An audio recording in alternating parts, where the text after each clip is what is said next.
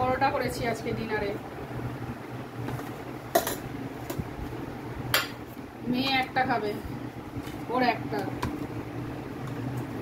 এই তোকে দুটো দিই মানু, এর দেড়টা দিই।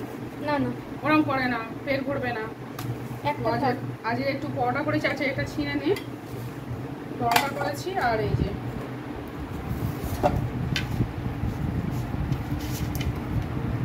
ঘুগনি, নিরামিষ ঘুগনি, শুধু কাঁচা লঙ্কা দিয়ে করেছি, ওই জন্য একটু সাদা সাদা মতো কালার হয়েছে।